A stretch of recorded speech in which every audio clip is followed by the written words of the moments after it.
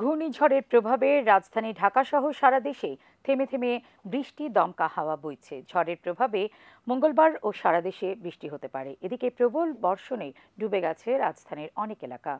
জলাবদ্ধতায় দুর্ভোগে নগরবাসী। আরো জানাচ্ছেন আপেল মাহমুদ। 100% কপার কন্ডেন্সারে তৈরি ভিশন ফ্রিজ, তাই গুণে মানে অটুট থাকে বছরের পর বছর। উপকূলে আঘাত হানা প্রবল ঘূর্ণিঝড় রিমাল রাতভর তাণ্ডব চালিয়ে রূপ নিয়েছে গভীর নিম্নচাপে। এর প্রভাবে রাজধানী সহ দেশের অন্যান্য স্থানে প্রবল বৃষ্টিপাত হচ্ছে। থেমে থেমে এই বৃষ্টিপাত মঙ্গলবার পর্যন্ত চলতে পারে বলে জানিয়েছে আবহাওয়া অফিস। পরবর্তী নির্দেশ না দেওয়া পর্যন্ত জেলেদের নিরাপদ স্থানে অবস্থান করতে বলা হয়েছে। সমুদ্র বন্দরগুলোতে নামিয়ে ফেলা হয়েছে 10 নম্বর মহাবিপদ সংকেত।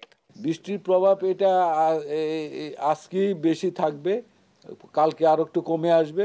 পরশু দিন থেকে হয়তো দেখবেন যে রৌদ্র উঠে গেছে। কালকেও কোনো কোনো জায়গায় বিকাল থেকে দেখা যাবে যে আবহাওয়া একদম মোটামুটি ফেয়ার হয়ে যাচ্ছে। রিমালের প্রভাবে বৃষ্টিতে তলিয়ে গেছে ঢাকা মহানগরীর অনেক এলাকা। যানবাহন না পাওয়ায় কর্মস্থলমুখী মানুষকে পোহাতে হয় দুর্ভোগ। এর মধ্যে যারা যানবাহন পেয়েছেন পানির নিচে চাকা তলিয়ে যাওয়ায় তারাও পড়েন বিড়ম্বনায়।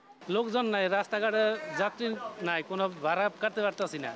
বৃষ্টিতে রাস্তা ডুবে যায়, তাতে আমরা স্কুলে যেতে পারি না, তারপর কোথাও যেতে পারি না। বৃষ্টিটা হইলে মানে মাজা একাডু ইয়ার মধ্যে নয় হয়ে যায় পানি। এখন যাতায়াতের অসুবিধা হইতে আছে। আমি রিক্সা নিয়ে পড়ে গেছি, রিক্সাওয়ালার একটা ক্ষতি হয়েছে, মানে আমার তো অবস্থা খারাপ। দেশের অবস্থায় সরকার যদি দায়িত্ব যারা আছে তারা যদি দায়িত্ব না করে তাহলে সাধারণ মানুষের একটা ক্ষতি না। এদিকে 28 মে দুপুর পর্যন্ত নৌ পরিবহন চলাচলে সতর্ক থাকতে বলেছে আবহাওয়া অধিদপ্তর। Apple Mahmud, ATN Bangla, Dhaka.